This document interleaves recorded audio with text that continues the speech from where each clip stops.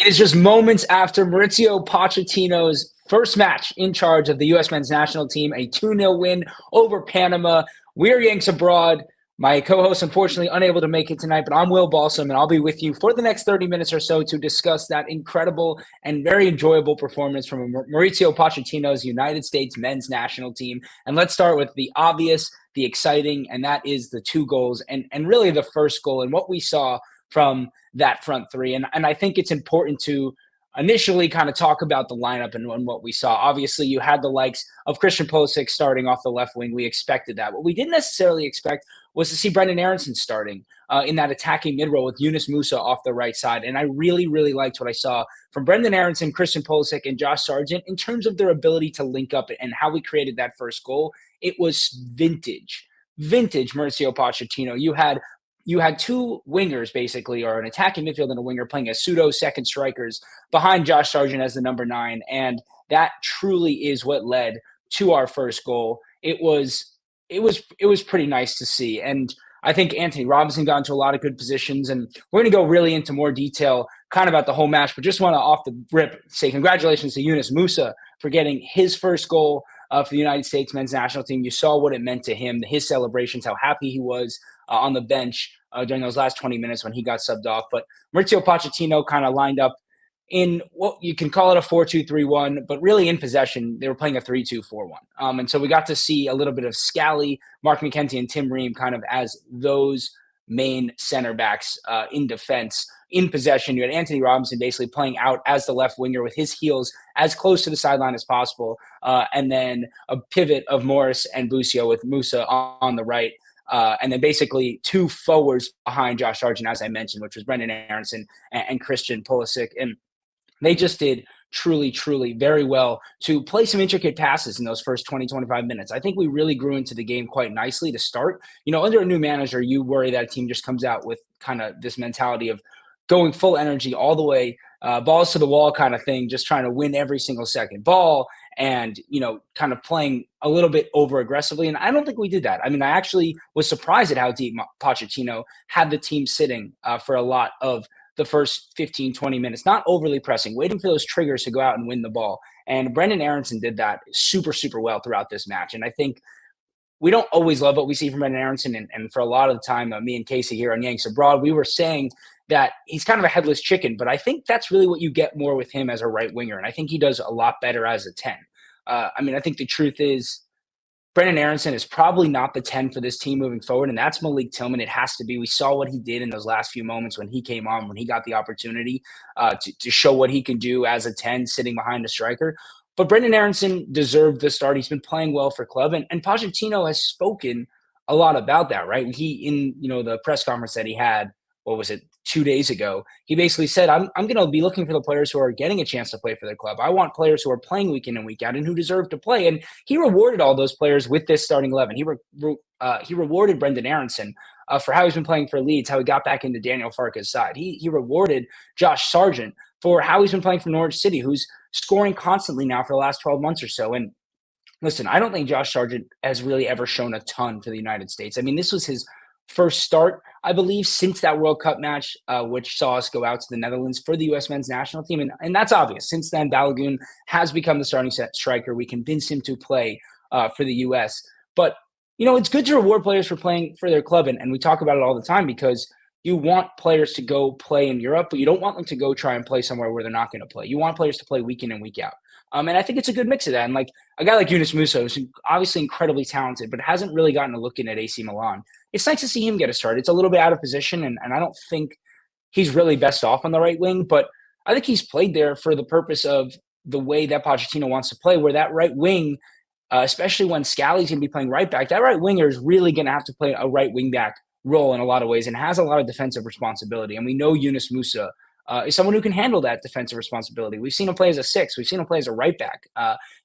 He has played as a right winger in his days, both at Hale and at Arsenal's academy, and his early days at Valencia in La Liga. So he has experience off that right side. I think it limits a lot of what he's so good at, which is the ball carrying in midfield, the turning in between the lines, the really nice line breaking passes that he can play. But nonetheless, that instinct that he has as a player, that ability to play off the right wing, turned into him scoring a goal, coming off of a cross and really doing well to tap that in. Let's talk a little bit about the pivot that played tonight, which was Aiden Morris and Busio. And again, I think this is Pochettino saying these are two players who are playing really well for their clubs. Busio, since coming back from injury, has a goal for Venezia. He's starting consistently for them in midfield. He was great for them in Serie B last season, and he's a dual winner. Like Busio all night was going out and winning second balls. He was getting a foot in. He was getting in passing lanes. And I really was impressed with his performance. All in all, BR Football is asking to grade Poch's debut. I'd say this debut as a manager is somewhere between a 7 and an 8. I think he got a lot of it right. I think it's really tough to judge this team, right? Because you're missing, at the very, very least, you are missing one of your starting midfielders in either Johnny Cardoso or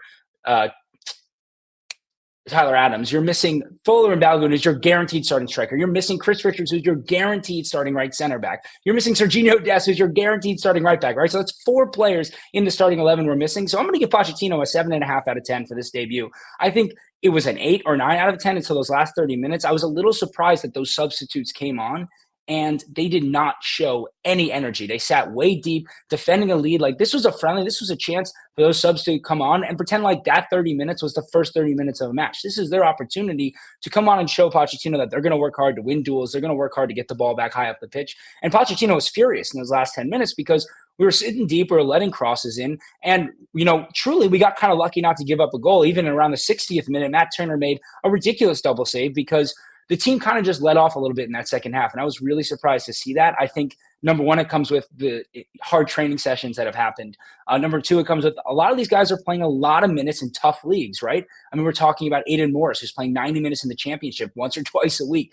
Pulisic's playing every minute for Milan. Anthony Robinson's playing every minute for Fulham.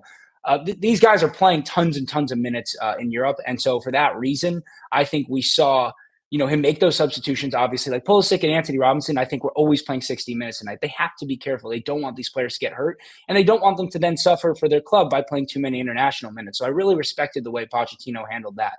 The biggest disappointment to me kind of from this match in general and the way Poch set up, and I think this is something we're going to struggle with a lot, is when you play a double pivot with Aiden Morris and Gio Busio, or if you play a double pivot with Tessman and Johnny Cardoso, whatever it is, there are a lot of great things about a double pivot midfield and the ability to have a little bit more press resistance because you have 2 players in those pockets. You don't have so much responsibility for one singular player.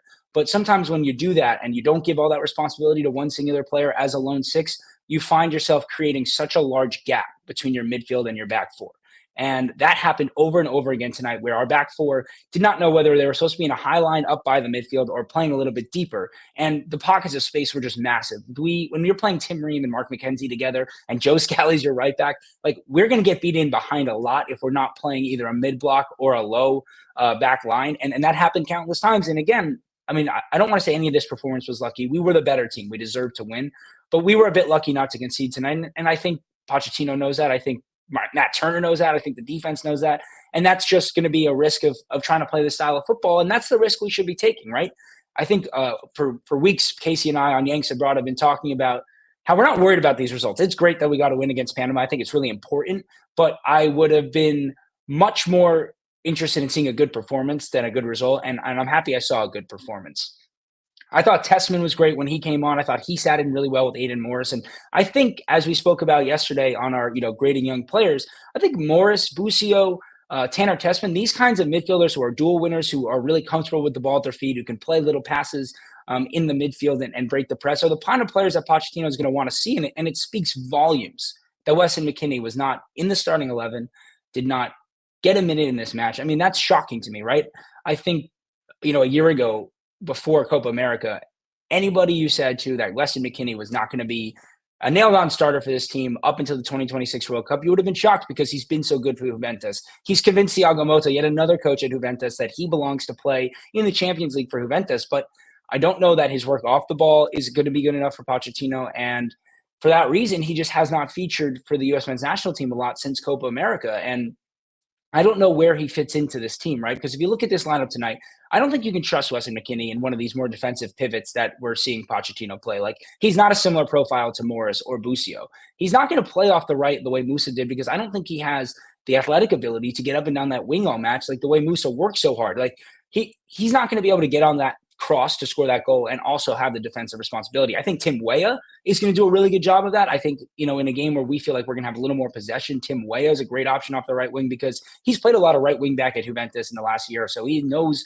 a little bit about defensive responsibility, but obviously adds a little bit more in attack than Yunus Musa. But Weston McKennie, I just don't know where he fits into this team because he's not a 10. He's not a second striker who can sit in that front three. And, you think about the way that front three played for the first 60 minutes when it was Aronson, Sargent, and Pulisic. And this isn't about the quality of the players, but just the spaces they were taking up and the kind of passes they were trying to play. It was reminiscent of what you saw last year at Chelsea with Nicholas Jackson and Cole Palmer and whoever that third attacker was, whether it was Sterling at times, whether it was Madueke at times, whether it was Mudryk at times. It was very reminiscent of that, where those three players get very tight in together and try and play little passes until one of them can get in behind. And, we did kind of see that on the goal where we had Anthony Robinson taking up a Chilwell or a Cucurella or in the Tottenham days, Danny Rose type of position where he's one of the furthest players, if not the furthest player up the pitch on the left wing. His heels are on the touchline. And that's where Anthony Robinson's so comfortable. And of course, he makes a great play because when he is able to isolate himself in those 1v1s, he is such a physically dominant player. It's not just the pace, but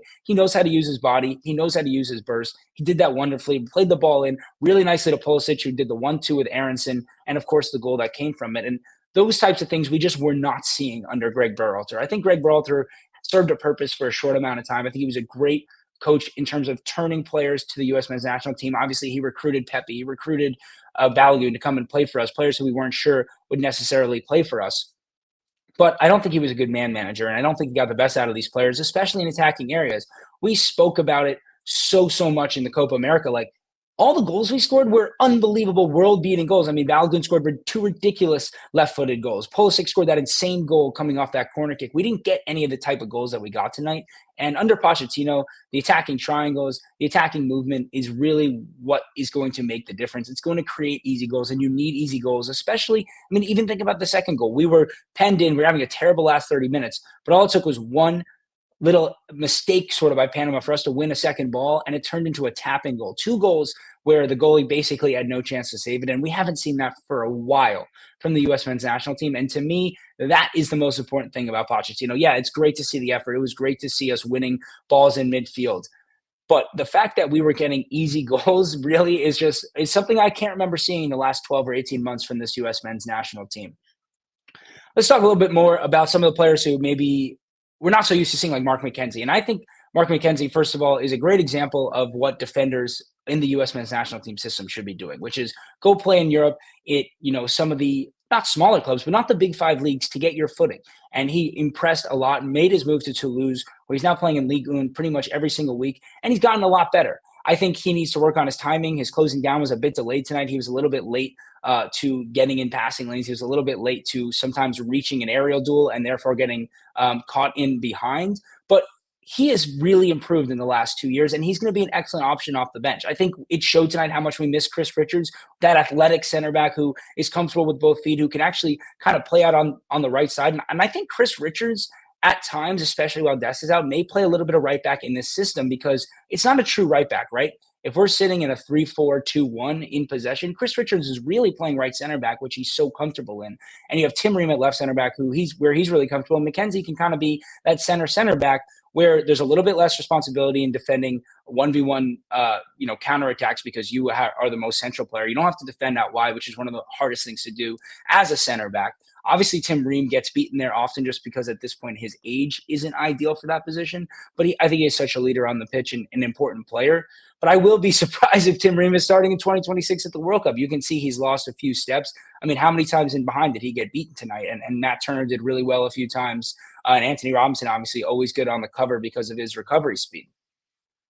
Speaking of Matt Turner, I think we know with the shot stopping what we've had with Matt Turner. He's going to make the occasional great double save. He's got really good instincts in order to get across the goal on crosses. He doesn't command the box great, but there were just too many times tonight where, there was that one goal kick right after the subs came on where Mark McKenzie put the ball down, passed it to Matt Turner, who was supposed to just play an easy pass to Tim Ream right to his left, and he just passes it directly out of play. And that kind of stuff, when you're playing against a side a little better than Panama, like, you make that mistake once or twice, giving away free possession in your third, you're going to get beat.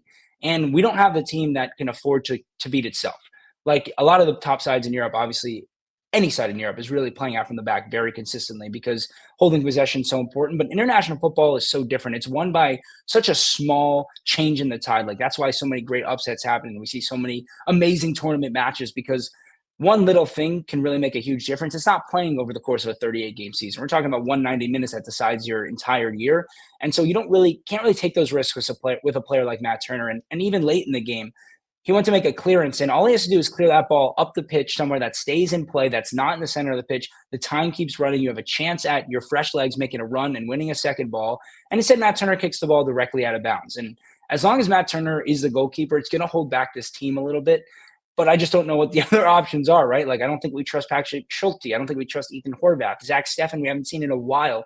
I don't know that any of those players either have the shot-stopping prowess or the distribution ability. And so the question is, how do you kind of limit the mistakes that Matt Turner makes? And I think you're going to see a lot more playing long. I think when you don't have Joe Scally in there, who I think we saw a lot of what kind of holds Joe Scally back tonight when he's asked to drive forward with the ball, when he's asked to make those half-space crosses. We saw him twice just overhit them out of bounds. Whereas when Sergiño Dest is in that role, he's so comfortable and confident in possession. He can receive the ball under pressure, and you're not worried about losing the ball in your own third. And he's a player that I think will really make life a lot easier for Matt Turner, because if you look at this back four that started tonight, Anthony Robinson, as much as we love him, not the most technically secure player, right? Like, he likes a lot of space to run into.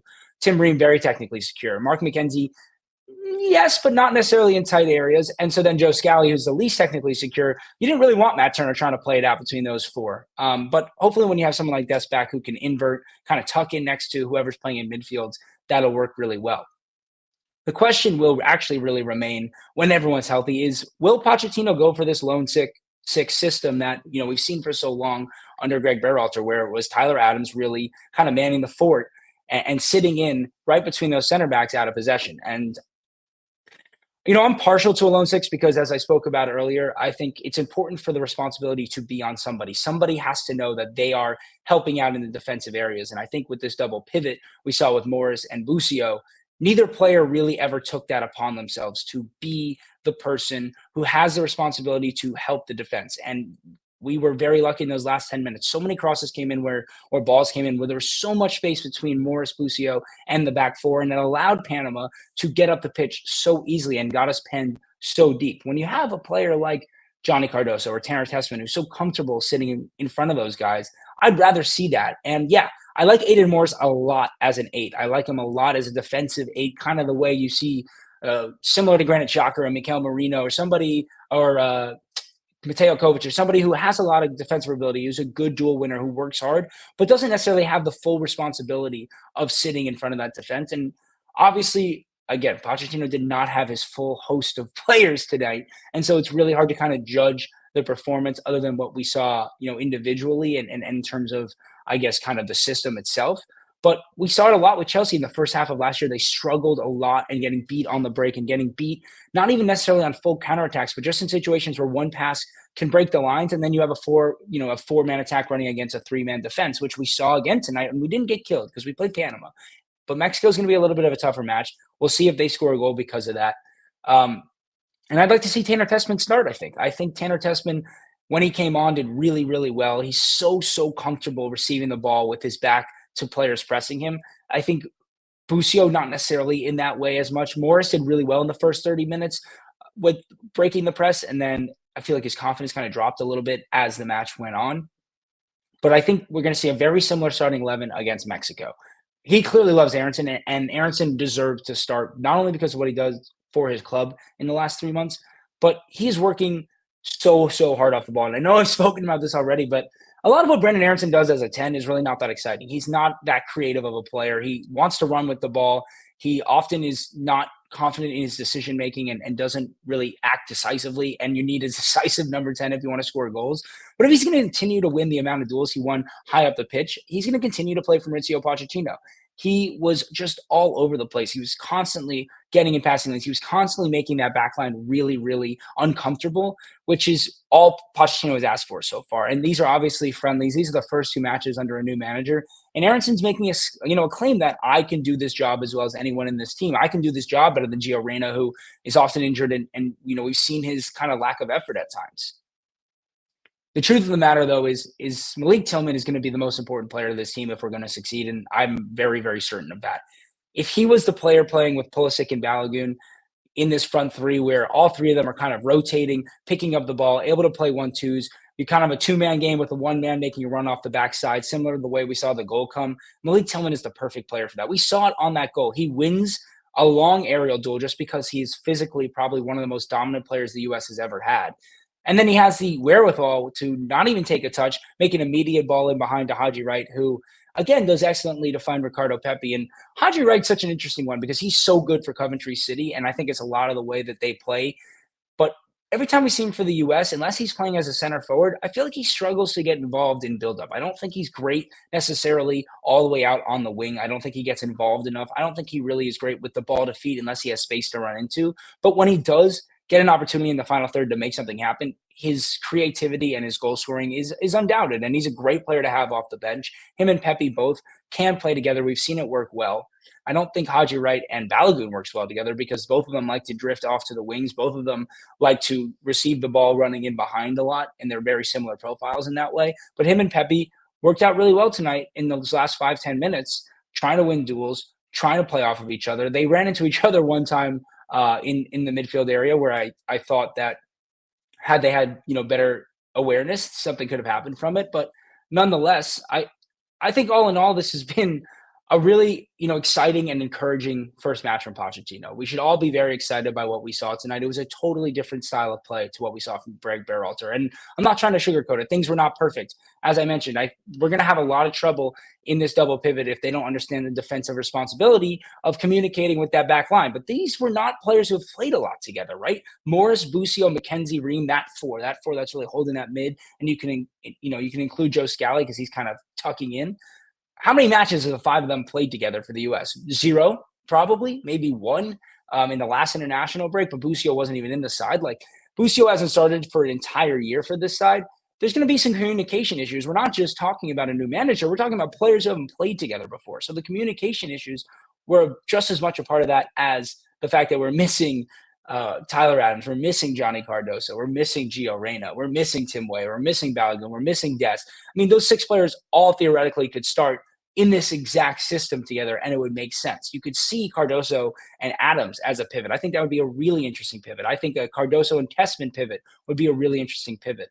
So there's going to be a lot of options in this side. It's going to be a matter of finding the best 11 in the next year or so that the year leading up to the World Cup, these guys can all learn to communicate with each other and know where they are on the pitch, so it becomes second nature. Because there were a few times tonight where both Morris and Busio received the ball and wanted to play a pass to their attackers or to their wingers, and they went to play the ball or let the ball run, and the player just wasn't there.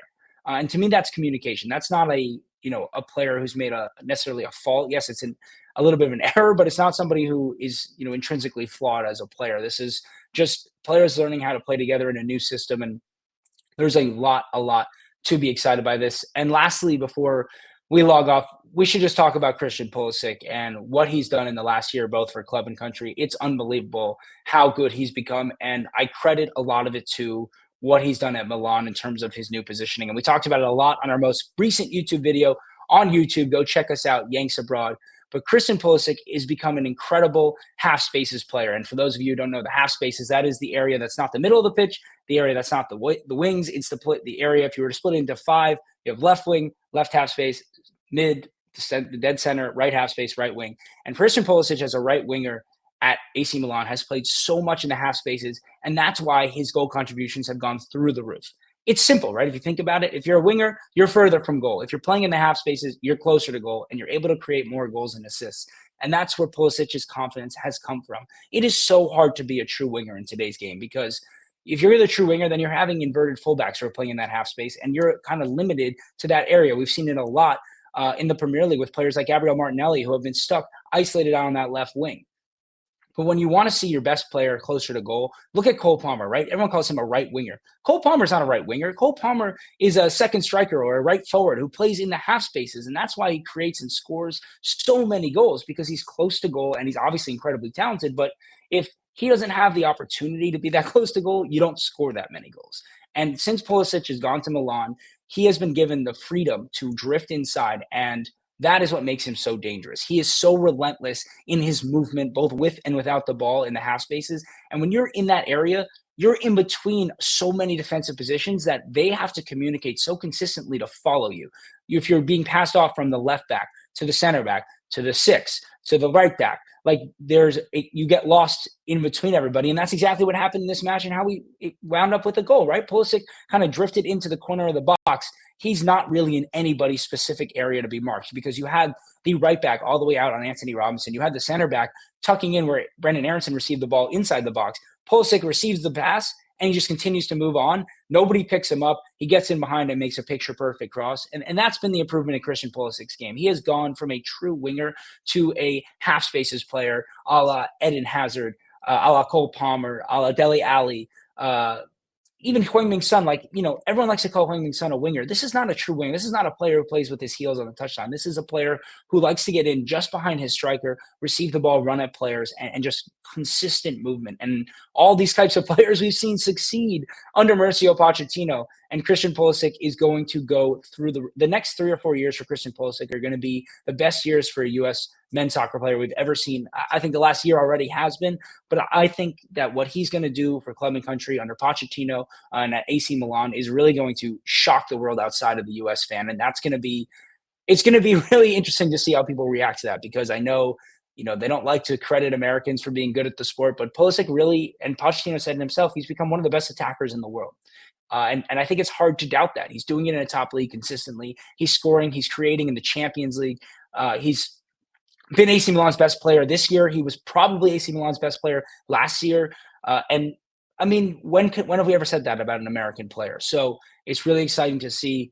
And it was a great match. I think there's a lot more to come from Mauricio Pochettino. I think the most importantly, the effort needs to still take it up a level. That's what we didn't see under Berhalter in the last 6 months. The players kind of gave up on the system, and Pochettino is going to demand more effort. I haven't been able to see his press conference. I don't know if that's happening right now or not, but I'm interested to see what he says about it, because he was clearly very angry at times about a lack of effort trying to win the ball back and where we were sitting on the pitch. We cannot sit deep. We don't have good enough defenders to sit deep. We don't have enough structure to sit deep with the 4 at the back that we're playing and the double pivot. So we need to play higher up the pitch. We need to try and win the ball back higher up the pitch. And Pochettino is preaching that. So I'm excited to see what that looks like against Mexico. An excellent performance all in all. Again, I give it a 7.5 out of 10 from Poch. Pulisic, to me, man of the match. Brendan Aronson worked really hard. Unfortunately, Josh Sargent still cannot really get it together for the U.S. men's national team, even though he seems on fire for Norwich City. I'm not sure what the starting 11 will look like in the next match. I do think he will take Sargent out of the 11. I think either Haji or Pepe gets that start at striker. And I'm hoping to see Aidan Morris and Tanner Tessman in midfield. I expect the back four to stay the same. Musa maybe won't play, but maybe reward him for the goal. Matt Turner should stay in goal himself. But again, really, really great performance. Remember, all the players were missing due to injury. And let's keep an eye on if Weston McKennie gets a chance to play under Pochettino, because if he plays 0 minutes in this international break, there's no guarantee that Weston McKennie is going to be in the squad in November. I think whatever he's seeing in training out of Weston McKennie, whatever he's seen from Juventus out of Weston McKennie, Mauricio Pochettino is not convinced that he's a part of this project right now. And that was made clear tonight, which is probably the most shocking revelation of the entire match. And I think a lot of us kind of expected it. So it's a weird time for the U.S. men's national team. We are just 20 months from the World Cup, and we have a lot of decisions to be made. But Christian Pulisic, an incredible performance. Yunus Musa, his first goal. If you enjoyed this stream, we're Yanks Abroad. I'm Will Balsam. Casey Settleman, my co-host, unable to make it tonight. But if you like this type of content, we're doing it over on YouTube, Yanks Abroad Pod. Every single week, we are doing 3 match performances that we recap in detail, screenshots, analysis of U.S. players playing in Europe, power rankings on the U.S. players. And of course, during every international break, we are covering very closely what's going on with the U.S. men's national team, Mauricio Pochettino's men. Thanks so much for watching. We will be back after the match against Mexico again for a post-match stream. Go USA.